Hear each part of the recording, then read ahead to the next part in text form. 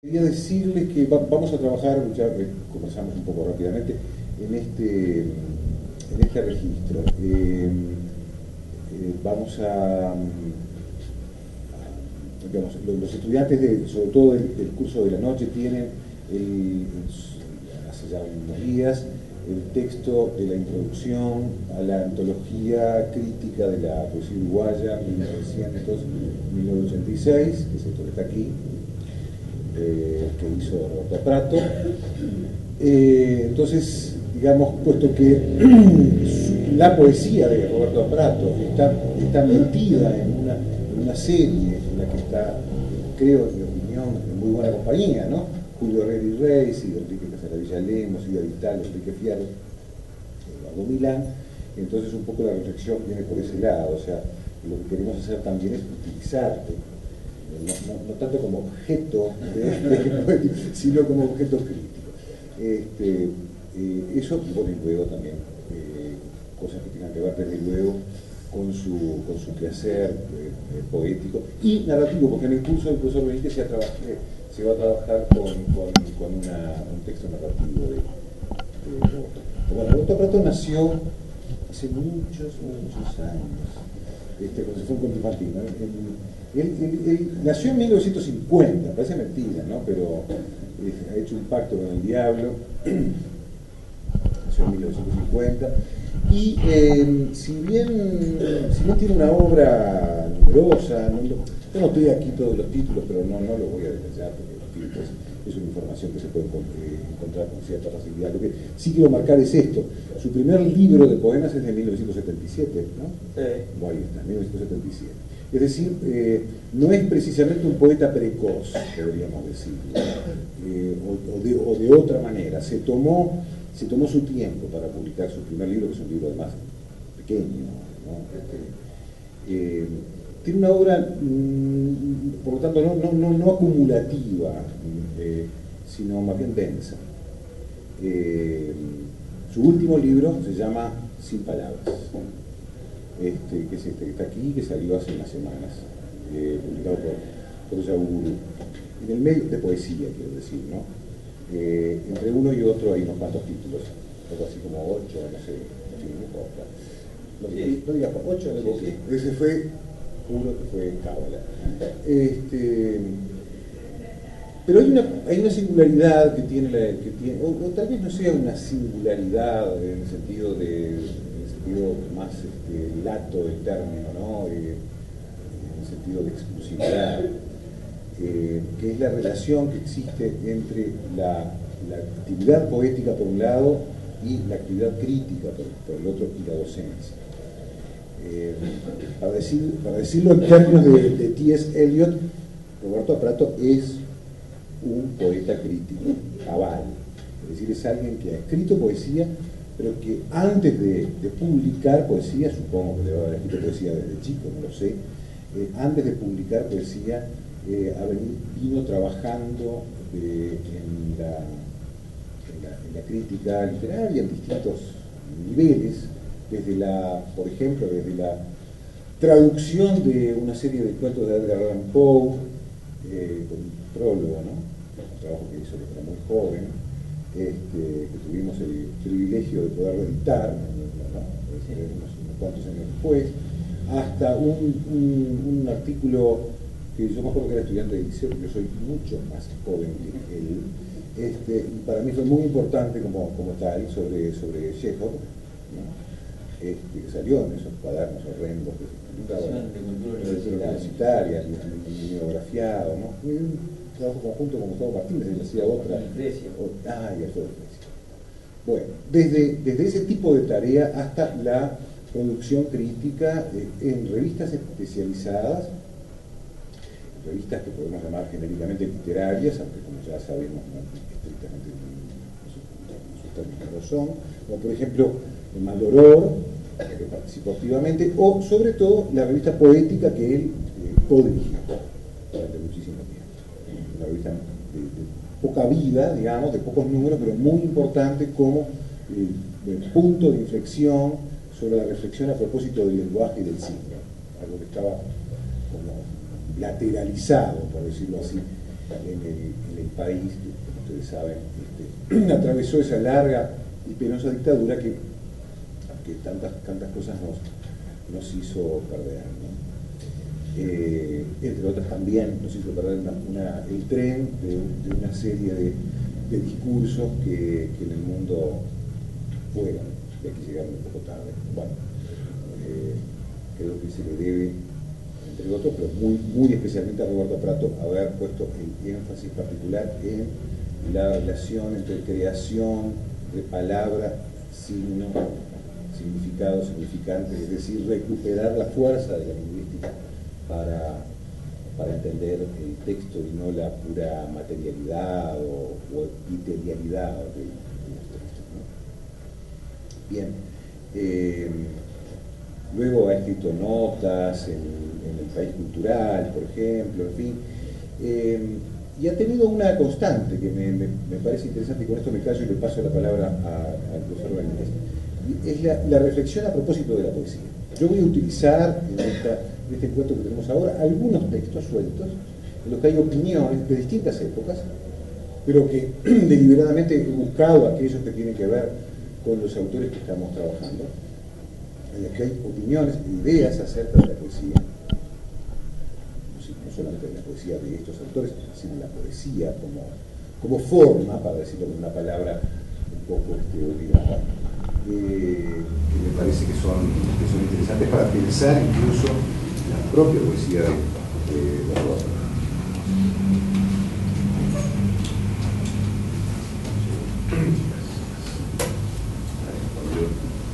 Bueno, para mí es una situación bastante particular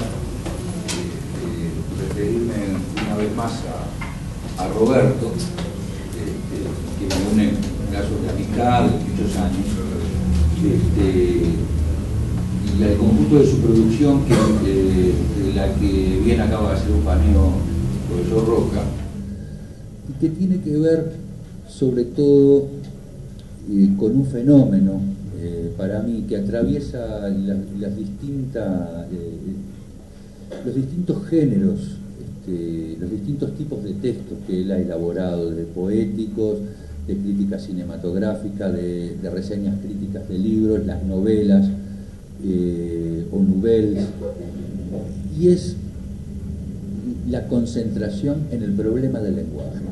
Es decir, esa concentración en el lenguaje como un problema que hay que resolver mientras se lo emplea. En esa medida creo que hay un verdadero hilo de Ariadna en el conjunto de su actividad, es decir, en que el lenguaje se trabaja y se mira a trabajar. Por eso generalmente los poemas de Roberto, de Prato, nos hacen pensar no solo en lo dicho, sino en el propio proceso del decir, y de la construcción de ese decir convertido en escritura, que él después lee, cuando lee públicamente, de una manera muy particular. Creo que si se puede expresar en estos términos, Roberto Prato es un ensayista que es poeta y es un poeta que es un intelectual. O sea, aunque esto suene a casillas, de alguna manera, o encasillamientos, esto de alguna manera puede describir sus líneas de fuerza. Desde los primeros volúmenes de poesía a el último que Pablo acaba de mostrar, y todo lo que es el proceso de su narrativa, yo encuentro que siempre hay un estatuto de reflexión en donde el lenguaje es importante. Es decir, el lenguaje no es un instrumento, sino que le acarrea ya un modo de ser. O sea, y que esa es la perspectiva que me parece que tiene tanto, qué sé yo, en títulos como Mirada circunstancial, un cielo sin nube, Levemente ondulado, o novelas como Íntima. Es decir, en donde lo dicho, la experiencia, lo contado, lo mentado, es decir, es de alguna forma, sobre todo en la narrativa, una historia, es decir, pero es una historia que siempre está concentrada en el modo de contarse. En cuanto a la narrativa, yo quería decir, yo conocí a Roberto como poeta, es decir, incluso no solo poeta, como poeta, sino como crítico de poesía simultáneamente, que bien Pablo acaba de señalar, digamos, esta idea del poeta crítico, de Eliot y de Mallarmé, es decir, esta idea de que se trata del ejercicio crítico como una energía de la modernidad, es decir, que incluso la manifestó también en ese proyecto de la revista poética que llevaste adelante con Álvaro Miranda en aquel momento, de la cual hay 3 ejemplares solamente, ¿no? Cuatro, perdón. Porque significa ya no solo escribir poesía, sino que la poesía es un elemento de la reflexión y la narrativa también. Es decir, lo que él está haciendo es especular, es decir, incluso en uno de los sentidos de la etimología, es decir, está generando una reflexión sobre aquello que usa y sobre aquello que cuenta o sobre aquello que construye poéticamente. Desde el punto de vista de la narrativa, creo que a mí me ha tocado presentar algunas de las novelas, incluso la Bárbara, y la segunda edición de Íntima, si no me equivoco, y se hizo de noche, que es la novela que es objeto del poco tiempo que tenemos para tratarlo, los estudiantes lo saben. Yo diría que hay una impronta que no va a desaparecer, que no desaparece en ninguna de las narraciones, novela o novel, etc., de Roberto Prat. Y es una dirección que siempre tiene, o casi siempre tiene, un componente autobiográfico. Es decir, que ese componente está diseminado con distintos grados de tensión según la novela. Por ejemplo, Íntima, que fue reeditada, que tuvo una relevancia en su momento, vamos a decirlo con justicia, es una novela que trata, digamos, de componentes autobiográficos vinculados a la vida de su padre. Pero ¿qué es lo que importa allí? No es la autobiografía como un informe del sí mismo, es decir, del sí mismo, digamos, documentable, sino que es más bien un documento de existencia, y es un documento de la memoria, es decir, de cómo aquello se evoca, es decir, y con qué lenguaje se puede evocar y cómo alcanza y qué es lo que no alcanza para poder evocar aquel tiempo.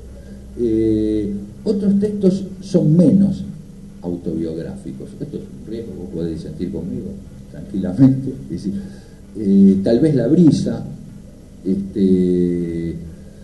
18 y Yaguarón, pero también, y de una manera muy especial quiero destacar Se hizo de noche, es decir, que no ha tenido la divulgación que merece, porque este es un documento de existencia y de ficcionalización, porque es una novela por su extensión, por otros detalles, en el que el contexto de la dictadura termina revelándonos, o sea, otra manera de enfocar el tema de la dictadura, es decir, y casi, diría de una manera heterodoxa, se presenta como una novela de aprendizaje, es decir, cómo ha sido esa aventura de construirse a sí mismo en una transformación de contextos duros a contextos menos duros, es decir, y es la historia de un profesor, que es profesor, obviamente, es la historia de un intelectual, de un poeta que está viviendo determinadas instancias, y es la historia de los tiempos oscurantistas, es decir, que nosotros tenemos para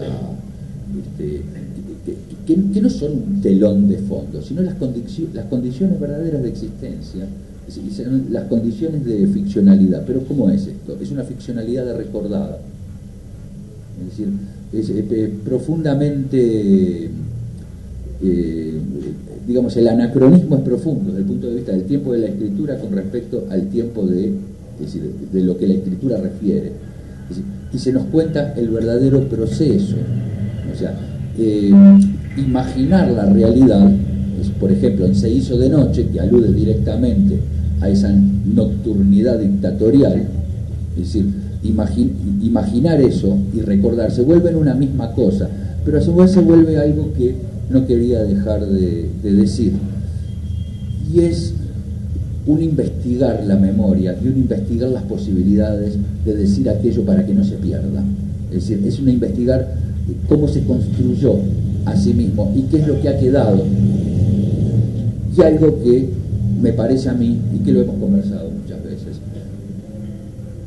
que es algo muy urgente en este tiempo, y vos me permitirás que lo diga en estos términos: ¿qué es ser de izquierda? ¿Qué significa ser de izquierda en este país? No ser de determinada cosa, sino ser de izquierda, es decir, en el sentido más profundo, aún en el de Raymond Williams, el de cuál es la estructura de sensibilidad que permite eso.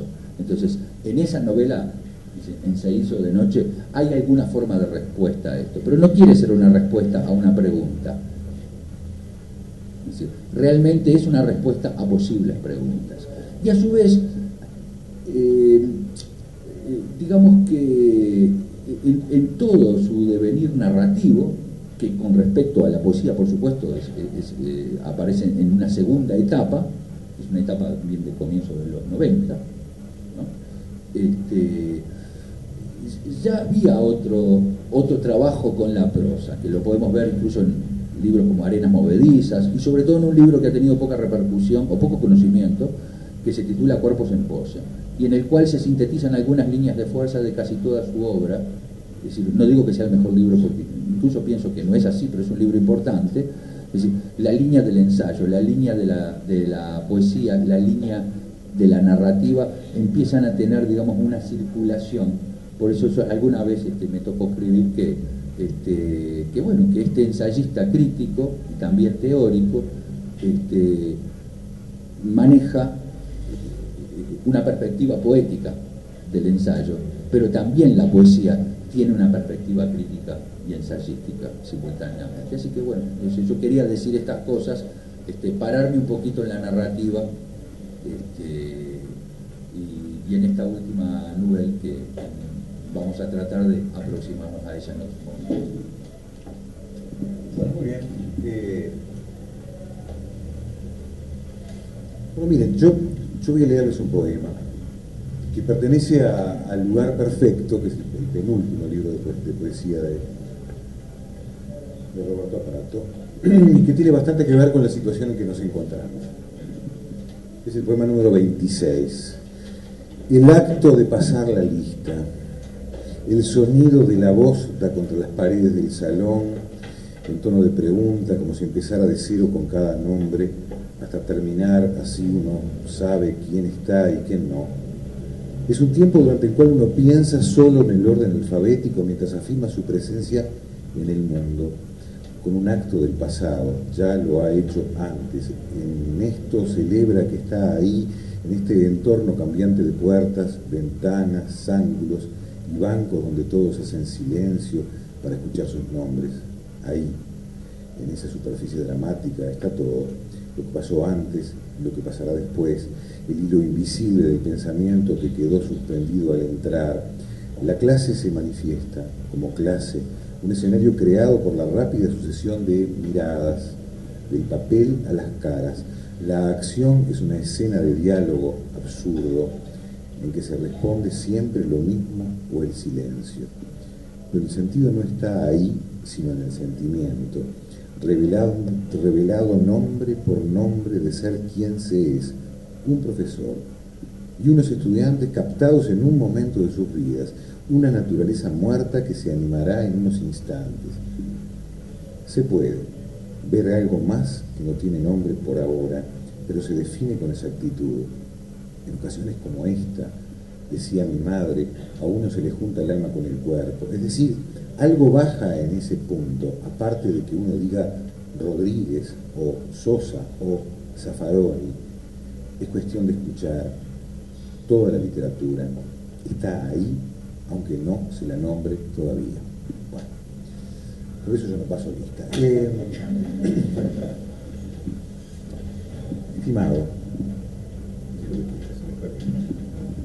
Bueno, en primer lugar, muchas gracias a ustedes todos por estar acá, y lo que dijeron ustedes dos realmente me conmueve mucho, y además me asusta por ver la cantidad de cosas que he hecho a lo largo de mi vida, desde ese lejano 77, fines del 77, en que se publicó el primer libro de poemas,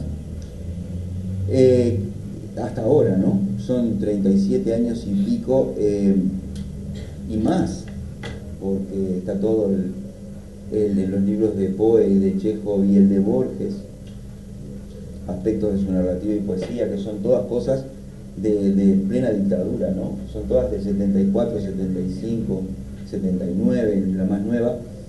Después nunca más hice nada para estudiantes, ¿no? Pero bueno, nunca más escribí ningún folleto de nada, ni preparé nada como material de uso para secundaria. En ese momento, que no estaba en secundaria, lo hice porque necesitaba tener un diálogo, aunque fuera fantasmal, con el hecho mismo de ser docente. Y dentro de todo esto que he hecho, digo, son unos cuantos libros. Yo le decía a Pablo que son 8 entre el primero y el último, son 10, ¿no?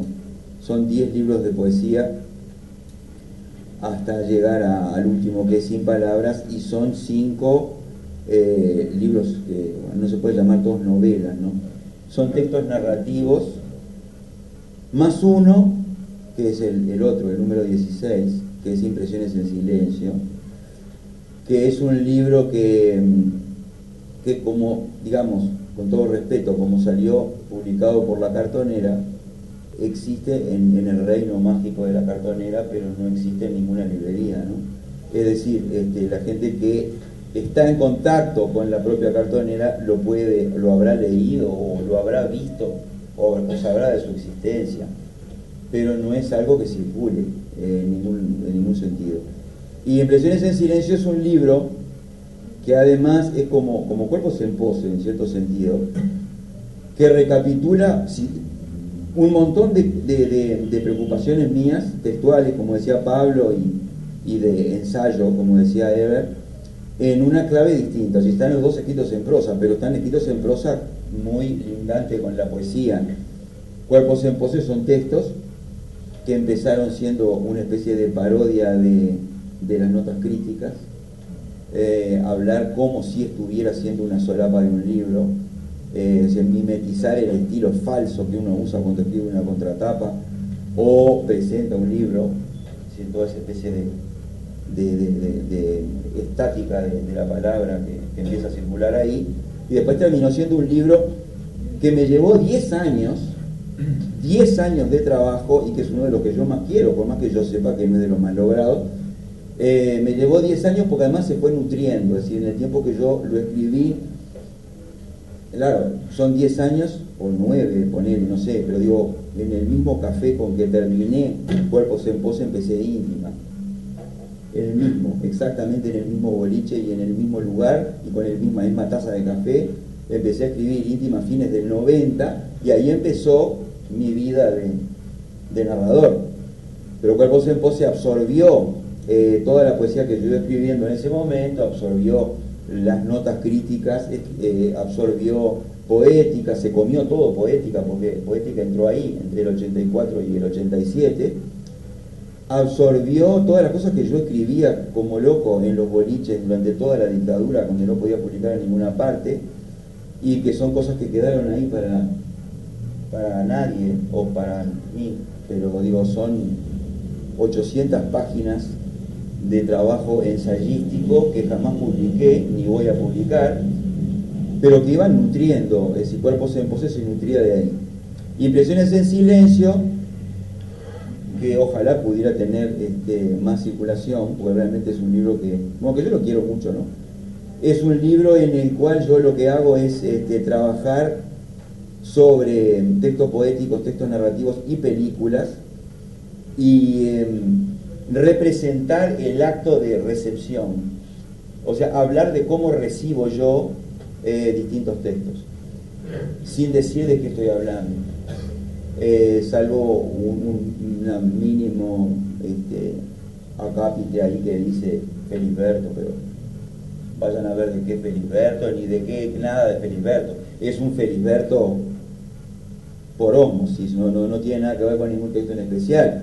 Y lo mismo Borges, y lo mismo Parra, y lo mismo Pound, y lo mismo todo. Es decir, todo lo que a mí me interesa lo metí ahí sin decir nada, porque no son ensayos propiamente dichos, sino escritura. O sea, yo tanto ahí como en Cuerpos en Pose liberé la escritura. Y me importa, por supuesto que me importa que guste o no guste, pero en realidad llega un momento que uno no le preocupa mucho el logro estético de última, sino el haber cumplido con lo que quería hacer, y en los dos casos lo hice.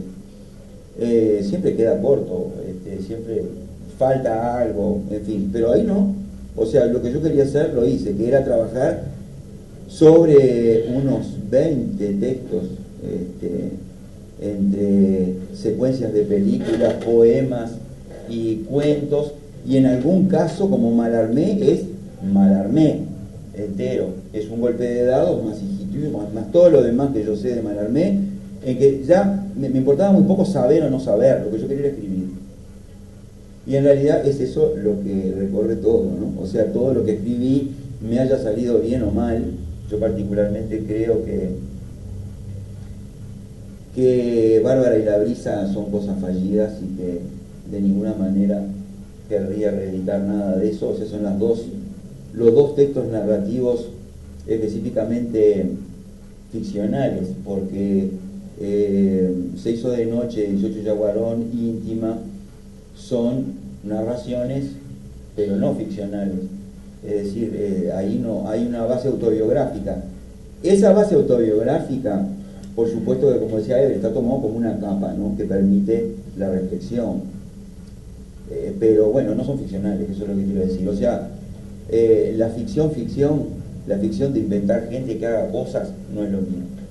Y por eso mi último trabajo se llama La ficción no es lo mío, que en algún momento saldrá, pero ya está escrito. Y es un quinto texto de estos narrativos autobiográficos. O sea, en Íntima, Se hizo de noche, 18 Yaguarón, como si fuera poco, que saldrá supongo este año, y ese otro que yo que sé cuándo. Pero La ficción no es lo mío era la respuesta a eso. Realmente me di cuenta de que yo no puedo andar inventando gente. O no me interesa, o no me gusta, o me aburro, o no sé. Directamente no sé. Hay que reconocer cuando uno no sabe algo y no puede andar coqueteando con la idea de ser un novelista creador de universos. Yo no creo en ningún universo. El universo ya está creado. Yo lo que hago es escribir al costado. Y en Se hizo de noche, lo autobiográfico es una circunstancia, ¿no? La circunstancia que a mí me rompía la cabeza desde los años 70, desde, digamos, la coincidencia entre el fin de mi carrera en el IPA y el comienzo de la dictadura. O sea, yo hice cuarto, el último año del IPA, en el 73. Y de inmediato se terminó, ¿no? O sea, además coincidió con que se terminó, una cosa como especie de un cuentito de niños. Se terminó el IPA, se terminó la carrera y se terminó el IPA tal como yo lo conocía.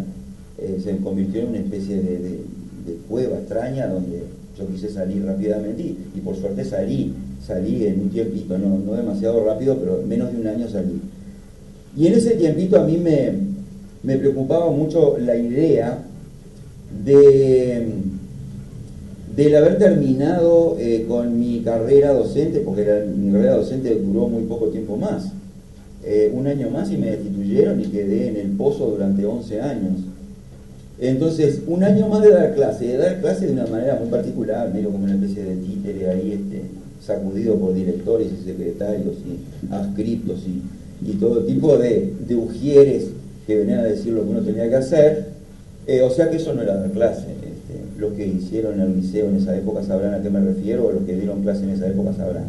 O sea que eso no lo cuento como parte de mi carrera docente. Yo sentí que mi carrera docente había terminado y yo creía o fantaseaba con la idea de que no solamente era el IPA era la cultura, el IPA era la literatura entera, era la escritura, que para mí ya había empezado, pero había empezado de manera muy amateur, todavía no. Había escrito, pero había escrito lo que cualquiera puede escribir a los 20 y pocos años, no tenía una idea de publicación, pero ni remotamente. Era la idea que decía Eber de juntar todo eso con la izquierda, con la idea de izquierda que no necesariamente coincidía con el Frente Amplio, ¿no? Es decir, era una izquierda transpartidaria, muy vivencial, y que juntaba todo eso además con el cine, con el teatro, con el teatro menos, pero con el cine, con la música, con un montón de cosas. Entonces, yo había quedado con eso mordiendo el freno, digamos, durante 20 y pico de años.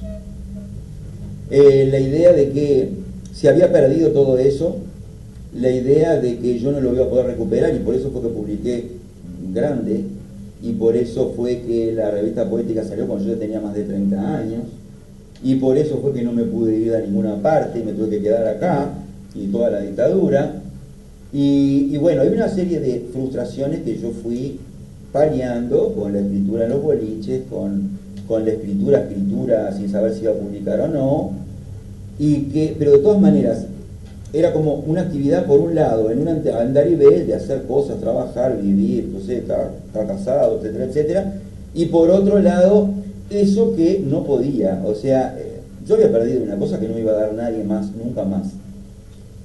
Y lo autobiográfico, yo creo que en Se hizo de noche está reducido, o sea, el núcleo duro autobiográfico de Se hizo de noche es eso, es el pensamiento acerca de todo lo que revoloteaba acerca de la frustración generacional, que era mucho menos generacional de lo que yo creía, debo confesar, y más bien era mía solo. O sea, después no lo pude compartir con nadie más. Cuando empecé a conversar con mis compañeros de generación, eso era una especie de ilusión, que los demás no pensaban lo mismo que yo, no tenían esa idea de pan literaturismo o de pan izquierdismo de los años 70, y muchos habían renegado de eso, muchos no les importaba nada, o muchos decían, ¿qué? O no tenían ni idea de qué les estaba hablando. Pero no me importó nada, o sea, cuando yo lo maduré para mí, cuando, digamos, no tenía nada que ver con haber escrito muchas cosas antes, tenía que ver con la facilidad con que íntima en especial me había dado para hablar de mí. Porque en realidad hablé de mi padre, pero bueno, fue una especie de trampolín para hablar de mí al lado de mi padre, es decir, cómo yo estaba descubriendo, que ahí lo autobiográfico también es una frase única, darme cuenta de lo que me parecía a mi padre, con años después. Ya mi padre muerto, empiezo a pensar, pero tales y cuáles cosas las tengo yo ahora, yo que soy padre hago lo mismo que él, me gusta el tango igual que él, soy de Peñarol igual que él, hay un montón de cosas que me di cuenta que las conductas y el modo de entender el arte, sobre todo, por más que a mi padre no le gustaba la literatura, ni el cine, ni nada, pero le gustaba la música, especialmente la música clásica y el tango. Y el modo en que a él le gustaba eso, autobiográficamente se coló hacia mi manera de concebir la literatura y todo lo demás. Y por ahí, como una especie de homenaje a él y a mí, escribí Íntima, y ahí me animé con la prosa. La prosa que yo jamás había transitado, salvo en algunos cuentos de los años 70, que nunca verán la luz, unos cuentos horrorosos que escribí entre el 70 y 75, por ahí, antes de empezar a escribir poesía como para publicar, quiero decir. Fue un ensayo horrible que tampoco verá la luz nunca.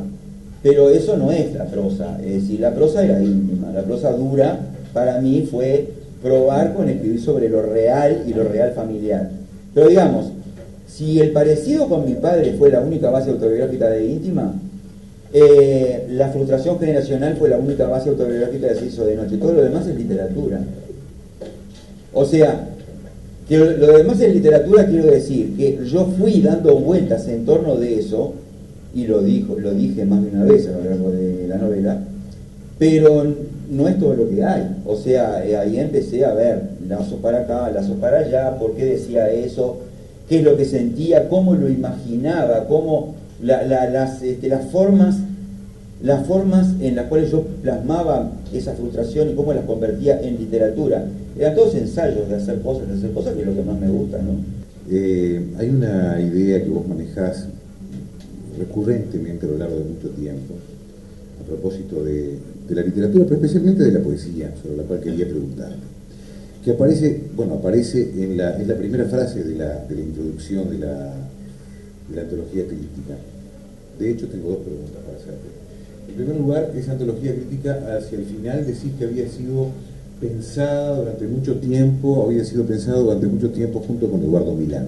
Sí. Como ustedes saben, Eduardo Milán es un extraordinario poeta uruguayo, que se tomó los vientos para México, de donde nunca volvió a radicarse, y que creo que tuvo una incidencia bastante fuerte en gente más joven como tú, ¿no?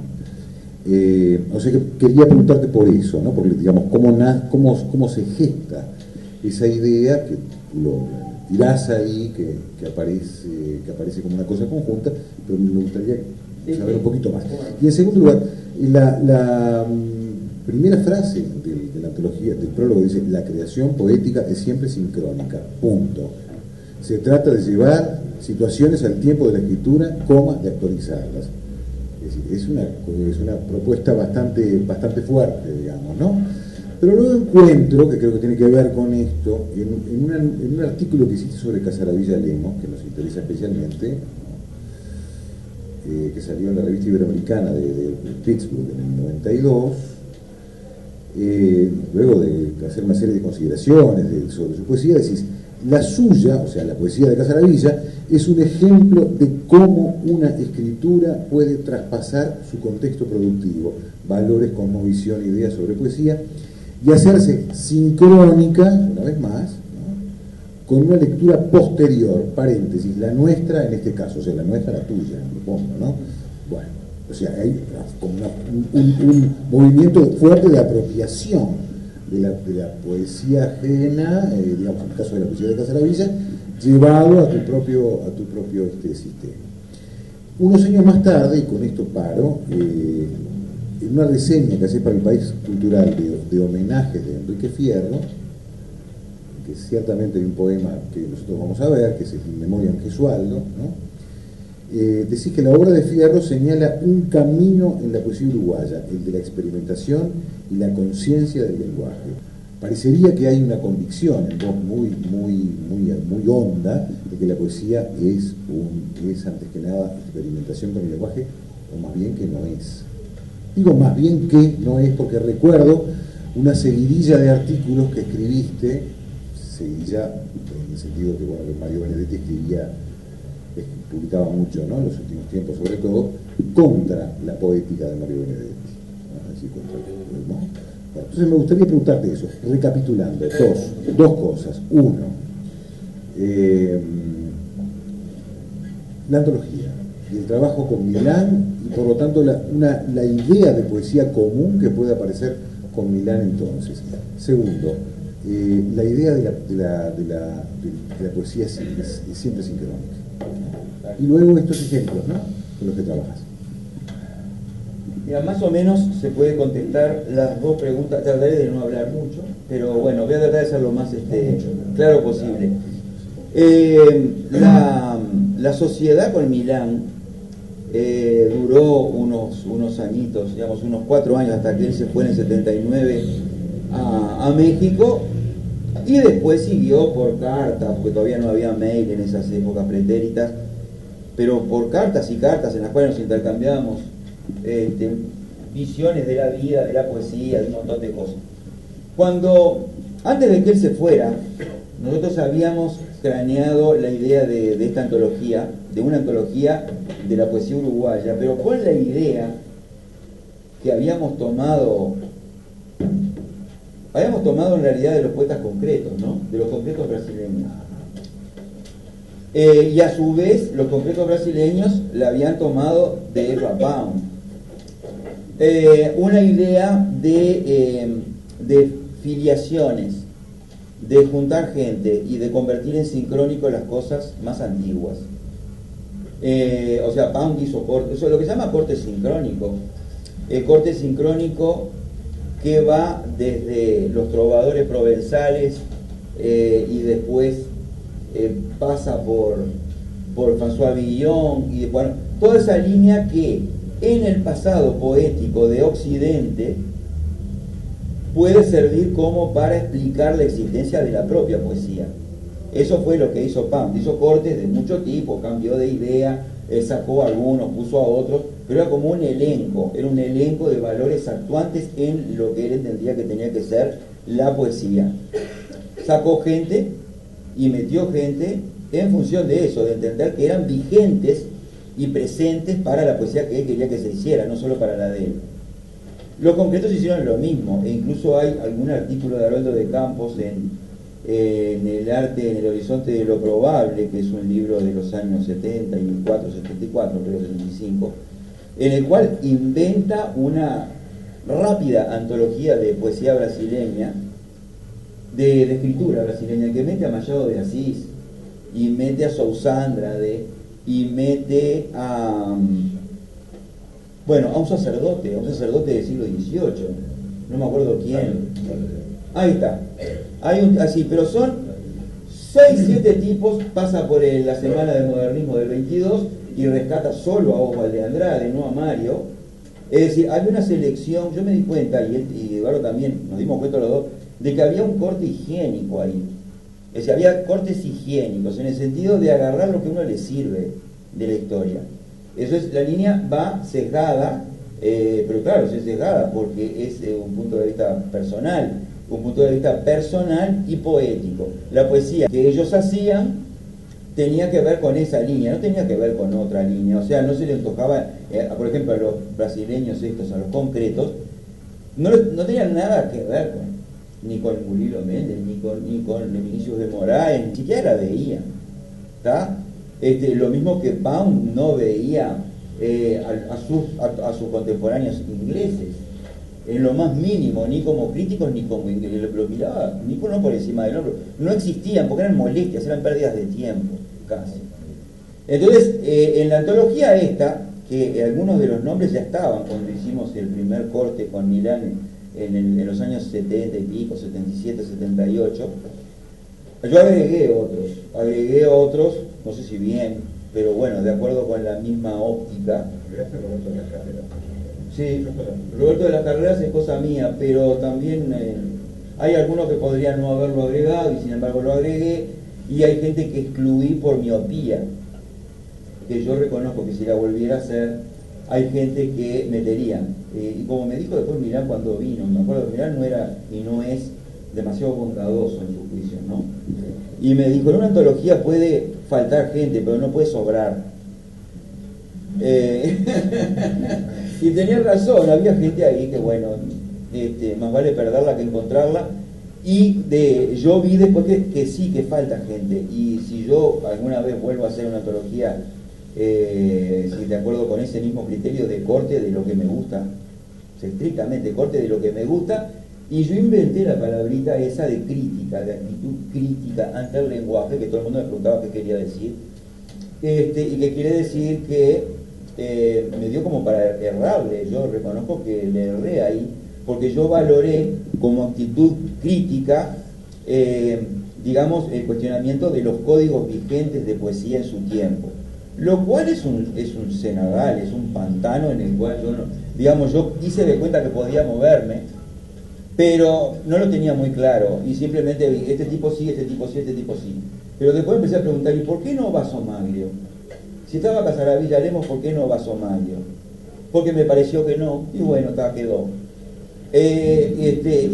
Bueno, son errores, tampoco puedo decir que fuera muy joven, tenía 40 años cuando hice eso, pero de todas maneras, yo me guié por intuiciones, y creo que de los 18 que hay unos cuantos que están bien metidos igual, y que está bien haberlos metido. También le erré, por otro lado, algunos nombres que están bien metidos, pero no todos los textos que tendría que haber puesto. Tendría que haber sido mucho más abundante esa antología, y me doy cuenta que fui muy mezquino con Amanda, por ejemplo, que metí 3 o 4 pavadas de las nubes magallánicas, y había otra cantidad de cosas que valían más la pena, probablemente no de las que escribió después, no, pero sí de las que había escrito antes. Y lo mismo con Ida Vitale, que me manejé con un criterio, bueno, esto puede ser, esto puede no ser, pero digamos, no importa eso. El resultado, además, es una antología de hace 24 años que no existe, o sea que no está en ninguna librería, hace décadas, que yo tuve que comprar en la feria de Tristán Narvaja hace poco porque no había, pero no, lo que le encontré, no sé cómo, en la feria, pero no circula por ninguna parte, así que existe solo si yo alguna vez voy a escribir otra, pero hablar de esa, o sea, solo hablar de esa por el criterio, sí. Ah, sí, circula así. Yo defiendo el criterio, lo que no defiendo es la pertinencia. Ahora, 24 años después, no puedo defender la pertinencia de las elecciones, pero el criterio sí, y ese que sigo teniendo.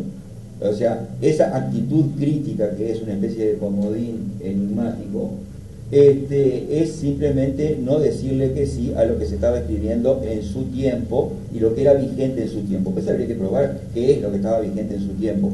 Pero a mí me pareció que, bueno, que Circe lo hacía, que Benavides lo hacía, que Puch lo hacía, que Medina lo hacía, cosa que estuvo bien porque fue una de las primeras veces que Medina apareció en alguna parte, que la poesía de Medina apareció rescatada en alguna parte hace muchos años ya, ¿no? Después sí, pero en ese momento no. Y bueno, y juntar a todos esos me dio bastante felicidad, a pesar de los errores. Y bueno, eso es, o sea, estoy contento con una sola cosa, el corte sincrónico sale de ahí, la idea de presente de la poesía, yo lo sigo creyendo a pie juntilla, en el sentido de que es, digamos, un acto de escritura que se valida por la escritura, por el presente mismo de la escritura, y que convierte todo en presente. Todo lo que está diciendo se convierte en presente, no es un acto retrospectivo como puede ser la narrativa, como puede ser el ensayo, como puede ser el teatro, es del presente. Eso es lo que yo siento que es así, y lo veo, lo experimento cuando escribo yo poesía, que la cosa se hace en presente. Y del mismo modo que es presente cuando uno escribe, es presente cuando uno lee. Entonces la lectura en esa antología lo que hace es mimetizar la presentificación que uno hace cuando escribe. Lo que yo creo que es, ¿no? Por supuesto. En un momento de ese prólogo vos, tomás una noción, que por cierto creo que es la única cita que haces. Esto no es una crítica, es simplemente una corroboración, ¿no? Una noción de Umberto Eco que estaba bastante de moda en aquel momento, ¿no? Ahora ya no, nadie le da muchas bolas, ¿no? En una época, bueno, que era la de la autorreflexividad, ¿no? Es decir, es una de las pocas cosas, en mi opinión, que se acercan justamente a una definición de qué cosa era la poesía crítica. Los autores autorreflexivos, es decir, ¿no? Creo que lo tengo notado acá. Es decir, que ponen al descubierto su estructura, la estructura del lenguaje poético, ¿no? Actitud crítica ante el lenguaje en que tiende a ponerse el acento sobre la especificidad del trabajo poético. Bueno, insisto, me parece interesante de pronto como contraste frente a otras poéticas ante las que ha sido constante enemigo, que me gustaría que establecieras, en fin, una distancia, ¿no? de unas y otras, si querés. Sí, hay otras poéticas con las cuales yo fui muy duro mucho tiempo y puedo seguirlo siendo, ¿no? Pero digo que me parece, digamos un tipo de poética sin dar nombres, se podrá no dar nombres. Ahora vamos a tratar, vamos a hacer el esfuerzo. Yo me refiero ahí a la antología, a un tipo de poesía que consiste en reflexionar sobre el propio acto poético y en ser consciente de lo que se está haciendo, en no ser digamos inconsecuente con el lenguaje, ni blando, ni tomar opciones que están codificadas, ni usar lugares comunes, ni agarrarse de cosas que están en el aire, sino tratar de inventar un modo de decir en cada momento que tenga que ver con el propio oficio. Es decir, cobrar conciencia de qué estoy haciendo, yo estoy escribiendo de tal o cual manera, y estoy escribiendo y voy a ser consciente de eso y voy a ser consecuente y reventarme la cabeza hasta que me salga, pero no valerme de comodines. Eso es lo que hacen estos. Los otros que yo he atacado son los que hacen todo lo otro, pero en realidad, para ser claro, yo me refería a ciertos poetas, hombres y mujeres de acá y de todos lados, que convierten a la poesía en un puro acto expresivo sin ningún tipo de consecuencia a nivel del texto, como si el texto no interesara nada, lo único que importara fuera llenar la cuartilla de cosas que uno siente, de que uno pasa, tal. O sea, hacer una especie de striptease emocional, como decía Medina, o simplemente hablar de cosas. Hablar de cosas o hablar de uno, para mí, no eran poesía. Pues la poesía puede ser poesía, todo lo que quieras, con todo respeto, pero no es la que a mí me interesa. Es a esa a la cual yo me opuse toda la vida, porque no es del prólogo este, eso es de primero del IPA. Desde los 18 años que dije, esto no, ni dar clase en función de esto, ni privilegiar los contenidos de docentes, lo que se llaman los contenidos argumentales, ni tampoco escribir nada más que cosas, escribir cosas, hablar de cosas, eso no es literatura. Eso lo tuve claro desde hace 45 años.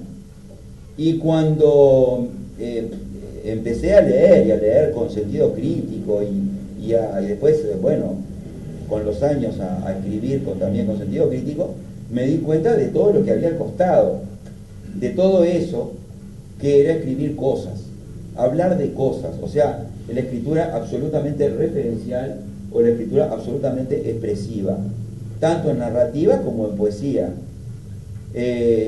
La bronca contra eso llegó a niveles altísimos y yo tuve coraje de escribirlo más de una vez en notas periodísticas y o sea, en artículos que escribía sobre libros particulares, y muchas veces cerrándole, muchas veces exagerando.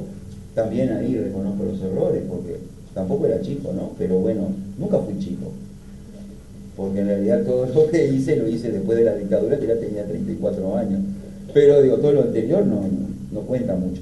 Pero digamos, ahí yo realmente no tuve ningún empacho en decir lo que sentía, es decir, esto no es malo, no existe como poesía ni como narrativa, o tiene un valor, como dije del escritor contemporáneo, compatriota que tú mencionaste, que tenía un valor a lo sumo paraliterario, es como para literatura, está al costado ahí como para reforzar algún tipo de valores, algún tipo de creencias, pero no le hace ningún bien a esos valores, esas creencias, se escribe así. Eso lo dije además en voz alta. O sea, no, realmente creo que le hacen daño a la literatura. En este momento ya no soy tan violento, pero de todas maneras entiendo que hay como una división de agua muy clara. Y lo que a mí me produce a veces una especie de pasmo es ver que eso se reproduce con gente chica. Es decir, que el cultivo de ese tipo de literatura referencial o expresiva no reconoce ningún tipo de barrera etaria, ¿no? O sea, pasa por arriba de todo, pasó la modernidad, la posmodernidad, y la gente sigue creyendo que se puede escribir así. Se puede escribir así, yo no voy a decir nada que no se pueda escribir así, pero eso sigue siendo tan viejo como hace 45 años o hace 100 años. Y lo mismo que decía Flaubert, lo mismo que decía Henry James, y lo mismo que decía Pound, esos cortes sincrónicos que hago yo a cada rato, sigue estando ahí y no afloja. Pero se puede caer también en una, ¿cómo decirlo? En un acto rutinario de la apelación a la escritura como forma, como problema, digamos, la escritura de un poema y de otro a propósito del silencio, de la imposibilidad de decir, eso puede caer en lo mismo también, sí. Como si fuese una contraescritura anecdótica que finalmente se cosifica por ese lado. por supuesto, existe un riesgo muy claro que es el de convertir eso también en código. O sea, en todas las artes pasa lo mismo, ¿no? O sea, hay un cine que imita el cine moderno, hay música que imita la música moderna, y hay poesía que imita la poesía moderna porque sabe más o menos qué palabritas usar, más o menos cómo manejar los espacios, más o menos cómo cortar los versos, pero de oído, por una cuestión de... Eso es lo que llama Pound, que lo vuelvo a mencionar, la dilución. Eso es diluir la función crítica de un modelo. Pero existe, claro que existe. Existe toda una retórica de la escritura pseudo-formal. Pues estoy hablando de otra gente que no es. El criterio para saber si eso no es, bueno, es personal, ¿no? Te voy a hacer una pregunta que tiene que ver con tu actitud poética y con la función que cumple la poesía a partir de esa actitud. Vos de alguna manera reconoces, en realidad te quiero hacer más de una pregunta, pero esta será la primera. Vos de alguna manera reconoces que en vos oficia la necesidad de exploración, el repliegue, la retracción crítica permanente como condición que yo comparto, como una forma de conocimiento, como una forma de autoconocimiento. Incluso la pregunta es tramposa porque puede caer en el psicológico. Es decir, si esto de alguna forma te permite pensar a la poesía como un modo cognitivo. Sí, eso de si la literatura es conocimiento o no, sabemos que se ha dicho de todo, en contra y a favor, y que no me importa, en las tres posibilidades varias veces, y todas en nombre de cosas muy serias. De modo que no lo vamos a resolver acá. O sea, el hecho de que se pueda conocer y qué se puede conocer va a depender de qué es lo que uno crea. Es una cuestión de creencia, más que nada, es una ideología, es una ideologización de la escritura y de la concepción del arte, ¿no? Sí, yo creo que sí que se permite conocer, o sea, que yo sí creo, pero no sería capaz de probarlo científicamente, ¿no? O sea, es decir, yo creo que sí, que el acto creativo, y cuando hablo de acto creativo hablo de todo, ensayo también, o sea, escribir ensayos sobre cualquier cosa que no tenga que ver con uno, también es un acto de reflexión y un acto de conocimiento que deja de ser ombliguismo muy rápidamente para convertirse en conocimiento de lo que uno tiene en común con otros. O sea, lo que uno puede conocer de uno mismo tiene un alcance muy corto. Es decir, ¿qué tanto? Es decir, conocer de uno mismo es conocer lo que uno tiene en común con otros. Y la escritura y la reflexión sobre por qué pongo una palabra acá y no allá, o por qué pongo esta acepción, o por qué, incluso más a lo macro, por qué prosa y no poesía, o por qué dentro de prosa hacer ficción o no ficción, o por qué, como lo que estudió muy bien Eber a propósito de Marosa, por qué la penetración en el poema en prosa. O sea, por qué encontrar como vía el poema en prosa y no la poesía, el verso, por ejemplo. ¿Qué pasa ahí? ¿Qué pasa con los ritmos mentales, los ritmos del pensamiento que están repercutiendo ahí, que están creando toda una manera de pensar? Hay una manera de pensar que se produce dentro del texto y que se proyecta hacia afuera, ¿no? Bueno, en cada uno de esos casos, cuando uno toma la decisión de este o no, o el otro, o sea, o más chico, más corto, o más a lo largo, o con frases más largas, o lo que sea, todo eso son instancias de conocimiento que bueno, que uno lo puede manejar como quiera y como pueda, ¿verdad? Pero que sí lo son.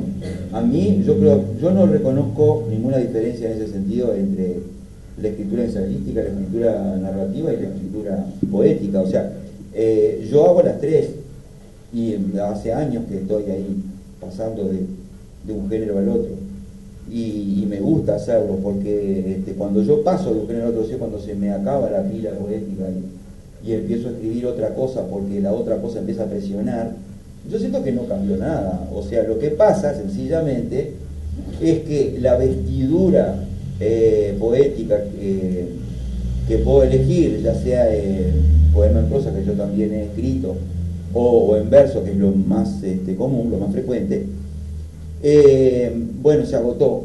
La pila se agotó en ese formato. Yo tengo una conciencia muy clara de formato, de qué es lo que pasa con la vía de comunicación que uno elige, no porque sea buena o mala de antemano, sino porque es buena o mala en función de lo que uno necesita decir.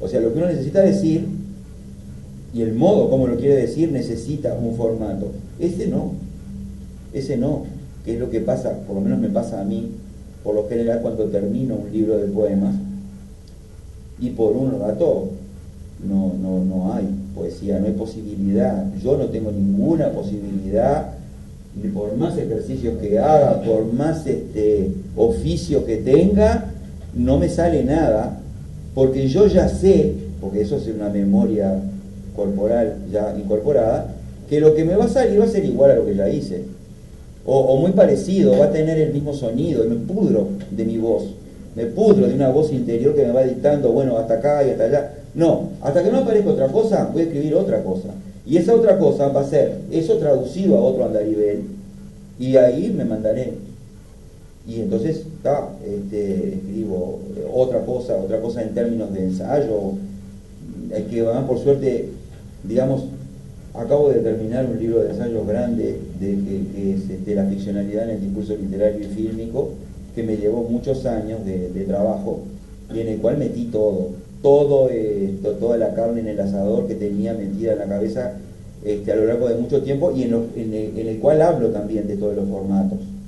Entonces el ensayo se me agotó, yo por un tiempo ensayo tampoco, se me agota, y podré escribir alguna nota crítica, no se sabe en qué periódico distinguido, pero no sé, pero no eso, porque ya no puedo seguir por ese lado. Hace 25 años que tengo talleres de escritura, de los cuales han salido escritores, poetas y narradores, y espero que salgan unos cuantos más. A lo largo de esos 25 años he cambiado muchas veces la manera de encarar, es partir de la base de que se puede, ¿no? O sea, que se puede escribir a partir de una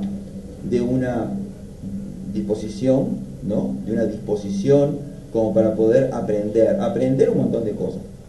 Aprender técnicas, aprender a leer, aprender a autocorregirse, aprender a confrontar modelos, y con esas 4 cosas ya tenemos para un buen rato.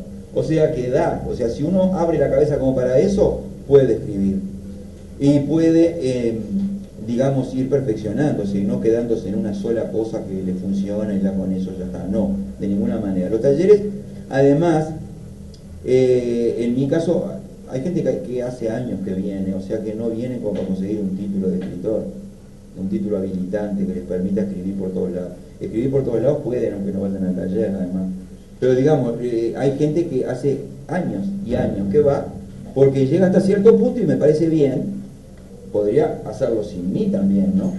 Pero que llegan hasta cierto punto, cristalización de una voz, una forma expresiva determinada en tal terreno que nunca prueban ninguna verdad, ni para ellos siquiera, es una cosita que les sale, una cosa que les sale y les sale bien, pero lo mismo que yo y lo mismo que cualquier otro, se pudren de eso. Y quieren hacer otra cosa, quieren escribir otro tipo de cuentos, o quieren escribir cosas sobre su vida, o quieren escribir poesía, o quieren hacer otra cosa. Bueno, ahí hay que empezar todo de nuevo, porque lo que tienen no es una base como para cambiar, sino que hay que volver a empezar, y entonces se convierte en una cosa dinámica. O sea, yo no sé si seré ingenuo o no, pero yo creo que sí, que se puede, y yo uso todo lo que tengo, ¿no? Lo que tengo de escritor y lo que tengo de docente, que no lo perdí nunca y no lo voy a perder, espero. O sea, de poder aclararme a mí mismo en todas las cosas que voy diciendo. Yo quiero agradecerles la presencia de todos ustedes, especialmente los estudiantes del curso del profesor Benítez, que están aquí desde las 3 de la tarde, porque claro, son 2 turnos, como lo dije al principio, y entonces sé el sacrificio que es, pero creo que han salido recompensados, ¿no? Para mí, me parece que esta actividad que hemos tenido Es un privilegio, lo digo con toda franqueza. Creo que me conocés y sabés que no me gusta mentir. Así que es un real privilegio que nunca habíamos tenido y que espero que podamos tener de nuevo en una instancia semejante o de pronto con otro asunto. Quiero agradecer a María Viera que ha estado trabajando para nosotros y para la perpetuidad de esta memoria, a los integrantes de la cátedra, al asistente Alejandro Bostázar, a Pablo Armandugón, al ayudante Armandugón, que ha trabajado todos estos días detrás de la gente de medios técnicos para conseguir esto y aquello, y lo ha logrado. La gente de medios técnicos se ha portado muy bien en esta ocasión, a la asistente Alejandra Torres y al asistente Daniel Vidal, que trabajan con el profesor Junto Benítez. Y bueno, eso, buenas noches y muchas gracias. Muchas gracias.